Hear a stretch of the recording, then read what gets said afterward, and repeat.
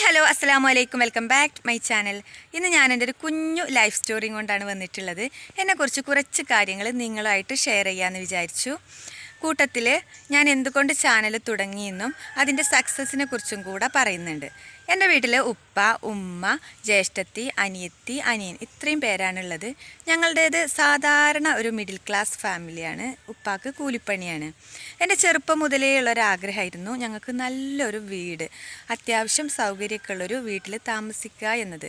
കാരണം ചെറുപ്പം മുതലേ ഞങ്ങൾ ആദ്യം തറവാട്ടിലായിരുന്നു താമസിച്ചിരുന്നത്. ആ കാലമൊന്നും എനിക്ക് ഓർമ്മയൊന്നുമില്ല കേട്ടോ. അവിടെ അമ്മായികളും ആപ്പാപ്പയും അവരുടെ വൈഫും മക്കളും എല്ലാവരും പാടെ കൂടിയിട്ട് ഒരുമിച്ചായിരുന്നു താമസിച്ചിരുന്നത്. പിന്നീട് സ്ഥലപരിമിതി കാരണം ഓരോരുത്തർ മാറി താമസിക്കാൻ വേണ്ടിയിട്ട് തീരുമാനിച്ചു. അങ്ങനെ ഞങ്ങളും മാറി താമസിച്ചു. ഞങ്ങൾ നേരെ ഒരു വാടക വീട്ടിലേക്കാണ് പോയിട്ടുണ്ടായിരുന്നത്. അന്ന് ഉമ്മാക്കൊരു 5 പവൻ ഉണ്ടായിരുന്നു കേട്ടോ, ഉമ്മാൻ്റെ കല്യാണത്തിന് കൊടുത്തത്. അത് വിറ്റിട്ട് ഒരു 5 സെൻറ്റ് സ്ഥലം വാങ്ങി അതിലൊരു ഷെഡ് ഉണ്ടാക്കി, ഓല ഷെഡ്. അതിലൊരു 2-3-4 വർഷമൊക്കെ താമസിച്ചു. ഞാനൊക്കെ ഒരു 4-3 പഠിക്കുന്ന ഒരു ടൈമിൽ ആ ഷെഡ് പൊളിച്ചിട്ട് മുള കൊണ്ടുള്ളൊരു വീടുണ്ടാക്കി. മുള കൊണ്ട് പറഞ്ഞാൽ തൗതൽ, ആ മുള കീറിയിട്ട് ഉണ്ടാക്കൂലേ, അങ്ങനത്തെ ഒരു വീടുണ്ടാക്കി. അതിലും ഞങ്ങൾ കുറച്ച് കാലം ഒരു 2-3-4 വർഷം താമസിച്ചു. അതിനുശേഷം എനിക്ക് ഒരു 7-ലൊക്കെ എത്തിയപ്പോൾ ഞങ്ങൾക്ക് പഞ്ചായത്തിൽ നിന്ന് വീടിന് പാസ്സായി. ഞങ്ങൾ വീടുണ്ടാക്കി. പക്ഷേ അതിലധികം താമസിക്കാൻ പറ്റിയില്ല.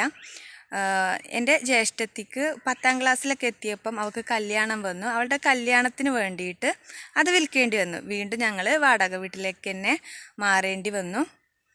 അതിനുശേഷം വീണ്ടും ഒരു 5 സെൻറ്റ് സ്ഥലമൊക്കെ വാങ്ങാൻ ഞങ്ങൾക്ക് കഴിഞ്ഞിരുന്നു. അങ്ങനെ 5 സെൻറ്റ് സ്ഥലം വാങ്ങി വീണ്ടും ഞങ്ങൾ ഷെഡ് ഉണ്ടാക്കി. ഓല ഷെഡ് തന്നെയാണ് ഉണ്ടാക്കിയിട്ടുണ്ടായിരുന്നത്. ആ ഒരു ടൈമിലാണ് എനിക്കും കല്യാണം വന്നത്. അന്നൊരു +2-ലൊക്കെ പഠിക്കുന്ന ഒരു കാലത്താണ് കേട്ടോ. +2 എന്നാണ് എനിക്ക് കല്യാണം വന്നത്. അതിന് വേണ്ടിയിട്ട് അതും വിൽക്കേണ്ടി വന്നു. ഇങ്ങനെ ഞങ്ങൾ വീണ്ടും വാടക വീട്ടിലേക്ക് തന്നെ മാറേണ്ടി വന്നു. ഞങ്ങൾ 3 പെൺകുട്ടികളായതുകൊണ്ട് തന്നെ ഉപ്പാക്കും ഉമ്മാക്കും ഭയങ്കര ധൃതിയായിരുന്നു കെട്ടിക്കാൻ വേണ്ടിയിട്ട്. ഞങ്ങൾക്കൊക്കെ 1-2 വയസ്സിൻ്റെ ഡിഫറൻസേ ഉള്ളൂ. അതുകൊണ്ട് തന്നെ പെട്ടെന്ന് കെട്ടിക്കണം എന്നുള്ള ആഗ്രഹമായിരുന്നു അവർക്ക്. അതിന് വേണ്ടിയിട്ട് വീട് വിറ്റിട്ടായാലും വേണ്ടിയില്ല, കെട്ടിക്കണം എന്നുള്ള ഒരു ആഗ്രഹത്തോടു കൂടി ഞങ്ങളെ കെട്ടിച്ച് വിട്ടതാണ്. അതുകൊണ്ടാണ് ഞങ്ങൾ വാടക വീട്ടിലേക്ക് താമസിക്കേണ്ടി വന്നതും. എൻ്റെ ജ്യേഷ്ഠത്തിനെ 10ാം ക്ലാസ്സിൽ നിന്ന് കല്യാണം കഴിച്ച് വിട്ടിട്ടുണ്ട്. എന്നെയും 10ാം ക്ലാസ്സിലൊക്കെ എത്തിയപ്പം കല്യാണാലോചനകളൊക്കെ വന്നിട്ടുണ്ടായിരുന്നു. പക്ഷേ ഞാൻ സമ്മതിക്കാത്തതുകൊണ്ട് എൻ്റെ വാശി കാരണം എനിക്ക് +2 കൂടെ പൂർത്തിയാക്കണം എന്നുള്ള, +2 വരെയെങ്കിലും പഠിക്കണം എന്നുള്ളൊരു ആഗ്രഹം ഉണ്ടായിരുന്നു. അങ്ങനെ കല്യാണാലോചനകൾ വന്നെങ്കിലും അതൊന്നും നടന്നില്ല. ഞാൻ സമ്മതിക്കാത്തതുകൊണ്ട് നടന്നില്ല. പിന്നീടാണ് +2-ലൊക്കെ എത്തിയപ്പം പിന്നെ ഫ്രണ്ട്സിൻ്റെയൊക്കെ കല്യാണമൊക്കെ കഴിഞ്ഞപ്പോൾ എന്നാൽ എനിക്കും ഇനി കല്യാണം എന്ന് വന്നാൽ കുഴപ്പമില്ല എന്നുള്ളൊരു മൈൻഡായി. അങ്ങനെയാണ് +2-ന്ന് കല്യാണം കഴിച്ചു വിട്ടിട്ടുള്ളത്. അനിയത്തിനും ഒരു +2 ഒക്കെ ആയപ്പോഴേക്കും കല്യാണം കഴിച്ച് വിട്ടിട്ടുണ്ടായിരുന്നു. അങ്ങനെ ഒരുപാട് വർഷങ്ങൾക്ക് ശേഷം കഴിഞ്ഞ മാസം ഞങ്ങളുടെ വീടിൻ്റെ ഹൗസ് വാമിംഗ് ആയിരുന്നു. ഞങ്ങൾക്കും നല്ലൊരു വീടുണ്ടായി. പഞ്ചായത്തിൽ നിന്ന് കിട്ടിയ വീട് തന്നെയാണ്, എന്നാലും കുഴപ്പമൊന്നുമില്ലാത്ത വീടാണ്. അതിൻ്റെ ഹൗസ് വാമിംഗ് ഞാൻ എൻ്റെ ചാനലിൽ ഇട്ടിട്ടുണ്ടായിരുന്നു. അതിൻ്റെ ഹോം ടൂർ കാണിച്ചിട്ടുണ്ട്. +2 ഒക്കെ ആയപ്പോഴേക്കും എൻ്റെ കല്യാണം കഴിഞ്ഞു എന്ന് പറഞ്ഞിട്ടുണ്ടായിരുന്നില്ലേ. +2 കഴിഞ്ഞതിന് ശേഷം തുടർന്ന് പഠിക്കാനുള്ള ആഗ്രഹമൊന്നും എനിക്കുണ്ടായിരുന്നില്ല കേട്ടോ. എൻ്റെ വിചാരം അന്ന് കല്യാണം കഴിഞ്ഞാൽ എല്ലാം ആയി എന്നാണ്. എന്നാൽ എൻ്റെ ഹസ്ബൻഡിൻ്റെ നിർബന്ധപ്രകാരം ഞാൻ ഡിഗ്രിക്ക് ചേർന്നിട്ടുണ്ടായിരുന്നു. കല്യാണം കഴിഞ്ഞ് വന്നതിന് ശേഷം ഇവിടുന്ന് ഡിഗ്രിക്ക് പോയിട്ടുണ്ടായിരുന്നു. പക്ഷേ ഒരു വർഷം എനിക്ക് പോകാൻ പറ്റിയിട്ടുള്ളായിരുന്നു. അപ്പോഴേക്കും മൂത്ത മോളെ ഞാൻ പ്രഗ്നൻ്റായി. അതിനുശേഷം പോയിട്ടില്ലായിരുന്നു. അത് കഴിഞ്ഞ് ഒരു 2 മക്കളൊക്കെ ആയപ്പോഴാണ് എനിക്കും ഒരു ജോലി ഉണ്ടായിരുന്നെങ്കിൽ എന്നുള്ളൊരു ആഗ്രഹം മനസ്സിൽ വന്നു തുടങ്ങിയത്. കാരണം അപ്പോഴേക്കും നമുക്ക് ഒരുപാട് ഉത്തരവാദിത്തങ്ങളൊക്കെ ആയില്ലേ. എല്ലാം കണ്ടിട്ട് നമുക്ക് തോന്നും നമുക്കൊരു ജോലി ഉണ്ടായിരുന്നെങ്കിൽ അവരെ ഒന്ന് ഹെൽപ്പ് ചെയ്യുമായിരുന്നല്ലോ എന്ന്.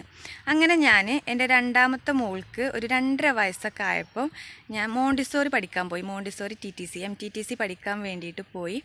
1 വർഷത്തെ കോഴ്സാണ്, അതിന് പോയിട്ടുണ്ടായിരുന്നു.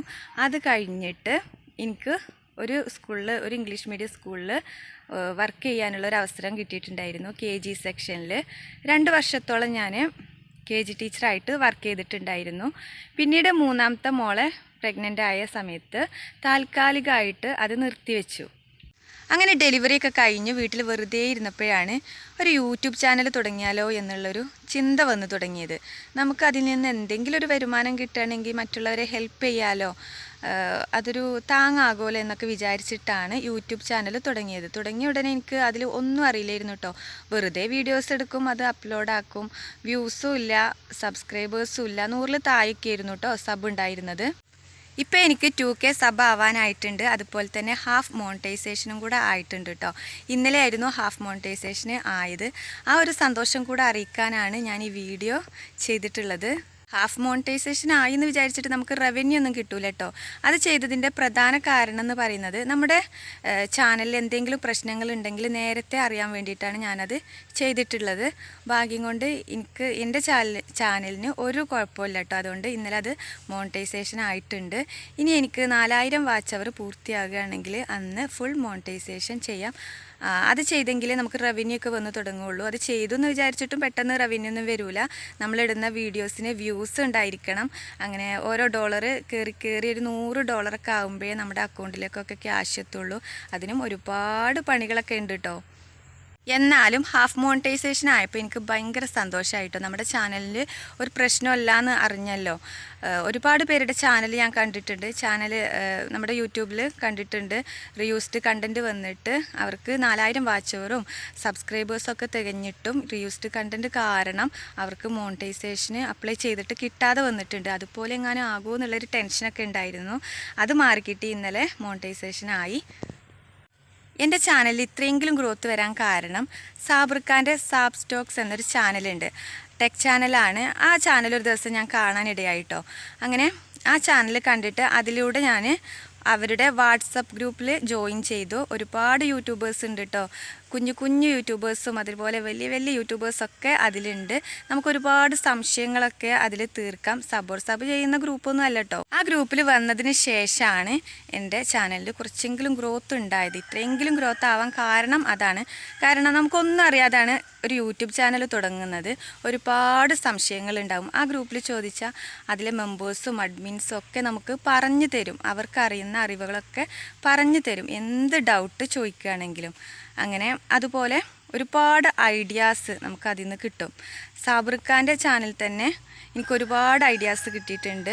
അവരുടെ ടെക് ചാനലിൽ ഒരുപാട് യൂട്യൂബേഴ്സിനുള്ള ഒരുപാട് ഐഡിയാസും നമ്മുടെ ചാനൽ ഗ്രോത്ത് ആവാനുള്ള ഒരുപാട് ടിപ്സും കാര്യങ്ങളൊക്കെ അതിൽ പറഞ്ഞു തരുന്നുണ്ട്.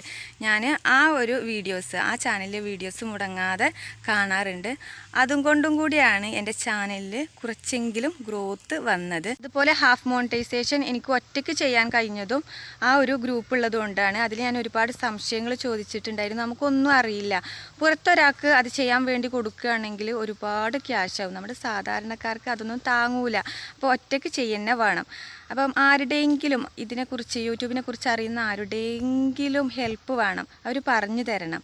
അങ്ങനെ സാബിർഖാനോടും ഗ്രൂപ്പിലുള്ള ആൾക്കാരോടും ഒക്കെ ചോദിച്ചിട്ടാണ് ഞാൻ ഒറ്റയ്ക്ക് ഹാഫ് മോണിറ്റൈസേഷൻ ചെയ്തത്. അതിന് സാബിർഖാനോടും നമ്മുടെ ഗ്രൂപ്പിലുള്ള എല്ലാവരോടും ഒരുപാട് താങ്ക്സ്. ഇനി എൻ്റെ ലക്ഷ്യം ഫുൾ മോണിറ്റൈസേഷനാണ്.